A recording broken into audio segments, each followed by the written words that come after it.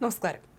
കായിക താരമായ ദളിത് പെൺകുട്ടിയെ കൂട്ടബലാത്സംഗത്തിന് ഇരയാക്കിയ കേസിൽ ആകെ 58 പ്രതികളെന്ന് പത്തനംതിട്ട ജില്ലാ പോലീസ് മേധാവി VG വിനോദ് കുമാർ.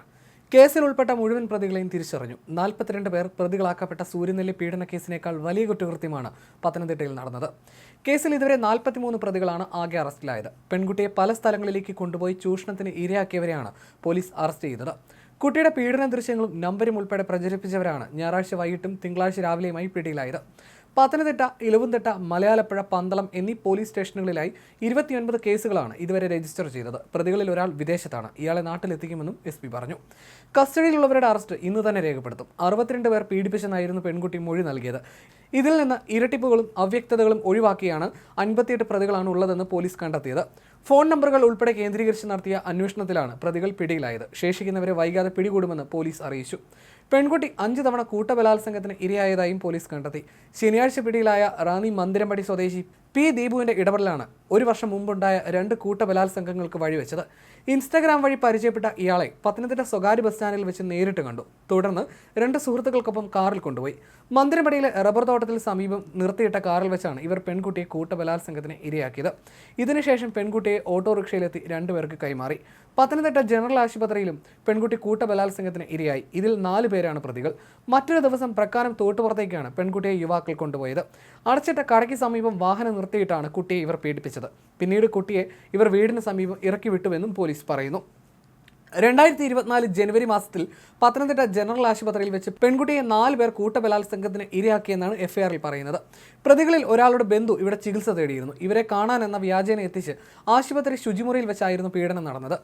പ്രതികളിൽ വിദേശത്തുള്ളവരെയും നാട്ടിലെത്തിക്കാൻ ശ്രമം തുടരുമെന്ന് പോലീസ് വ്യക്തമാക്കി. ഇവരെ നാട്ടിലെത്തിക്കാൻ ലുക്കൌട്ട് നോട്ടീസ് ഇറക്കിയേക്കും. 13-ാം വയസ്സ് മുതൽ 5 വർഷത്തിനിടെ 62 പേർ ലൈംഗിക ചൂഷണത്തിന് ഇരയാക്കിയെന്നായിരുന്നു പെൺകുട്ടി മൊഴി നൽകിയത്. വിശദമായ അന്വേഷണം നടത്തിയ പോലീസ് കൂട്ടബലാത്സംഗത്തിന് ഇരയാക്കിയ 5 പേരെയാണ് ആദ്യം അറസ്റ്റ് ചെയ്തത്. പിന്നീട് വിശദമായ അന്വേഷണത്തിനൊടുവിൽ ആകെ 43 പേരെ അറസ്റ്റ് ചെയ്തു. കൂടുതൽ പേർ കസ്റ്റഡിയിലുണ്ട്. ആൺ സുഹൃത്തായ സുബിൻ എന്ന യുവാവാണ് പെൺകുട്ടിയെ ആദ്യം പീഡിപ്പിക്കുന്നത്. തുടർന്ന് ഇയാൾ സുഹൃത്തുക്കൾക്ക് പെൺകുട്ടിയെ കാഴ്ചവെച്ചെന്ന് പോലീസ് പറയുന്നു. പെൺകുട്ടിയുടെ നഗ്ന ദൃശ്യങ്ങളും പ്രതികൾ മൊബൈൽ ഫോണിൽ ചിത്രീകരിച്ചു. ഇത് പ്രചരിപ്പിക്കുമെന്ന് ഭീഷണിപ്പെടുത്തിയായിരുന്നു തുടർ പീഡനം. ജില്ലയിലെ ഒറ്റപ്പെട്ട സ്ഥലങ്ങളിൽ എത്തിച്ചാണ് പ്രതികളിൽ പലരും പെൺകുട്ടിയെ ലൈംഗിക ചൂഷണത്തിന് ഇരയാക്കിയത്. കായിക താരമായ പെൺകുട്ടിയെ പരിശീലകർ പോലും ചൂഷണത്തിന് ഇരയാക്കിയിട്ടുണ്ടെന്നും പോലീസ് പറയുന്നു. ബസ് സ്റ്റാൻഡിനുള്ളിൽ നിർത്തിയിട്ടിരുന്ന സ്വകാര്യ ബസ്സിനുള്ളിലും കുട്ടിക്കെതിരെ അതിക്രമം നടന്നുവെന്നാണ് വിവരം. കാറിൽ വെച്ച് 2 പേർ പെൺകുട്ടിയെ പീഡിപ്പിച്ചുവെന്നും പോലീസ് പറയുന്നു. കഴിഞ്ഞ ജൂലൈ മാസത്തിലായിരുന്നു ഇത്. പെൺകുട്ടിയുടെ പിതാവിന്റെ മൊബൈൽ ഫോൺ കേന്ദ്രീകരിച്ച് നടത്തിയ അന്വേഷണത്തിലാണ് ഭൂരിഭാഗം പ്രതികളെയും കണ്ടെത്താൻ സാധിച്ചത്. ഈ സ്മാർട്ട് ഫോൺ ശാസ്ത്രീയ പരിശോധനയ്ക്കും അയച്ചിട്ടുണ്ട്. ഫോണിലേക്ക് വന്നതും ഫോണിൽ നിന്ന് അയച്ചതുമായ ദൃശ്യങ്ങളുടെ വിവരങ്ങൾ ഇതുവഴി കണ്ടെത്താൻ സാധിക്കും. ഫോണിലേക്ക് വന്നതും പോയതുമായ കോളുകളുടെ വിവരങ്ങളും സൈബർ സെൽ പോലീസിന് നൽകി. രാത്രി 8-നും പുലർച്ചെ 2-നും ഇടയിൽ വിളിച്ചവർ പോലീസ് നിരീക്ഷണത്തിലാണ്. ഇതിനിടെ കേസിന്റെ ഗൗരവം കണക്കിലെടുത്ത് അന്വേഷണത്തിന്റെ ചുമതല DIGക്ക് കൈമാറി. ജില്ലാ പോലീസ് സൂപ്രണ്ട് അടക്കം 25 ഉദ്യോഗസ്ഥരെ ഉൾപ്പെടുത്തി അന്വേഷണ സംഘം വിപുലീകരിച്ചു.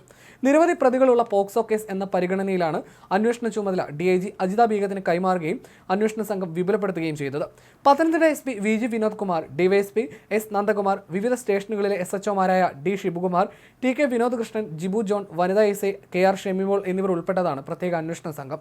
മഹിളാ മന്ദിരത്തിൽ പാർപ്പിച്ചിട്ടുള്ള പെൺകുട്ടിക്ക് കൗൺസിലിംഗ് നൽകി വരികയാണ്. പെൺകുട്ടിയുടെ മാതാപിതാക്കളുടെയും സഹോദരന്റെയും മൊഴി വീണ്ടും വിശദമായി രേഖപ്പെടുത്താനും അന്വേഷണ സംഘം തീരുമാനിച്ചിരുന്നു.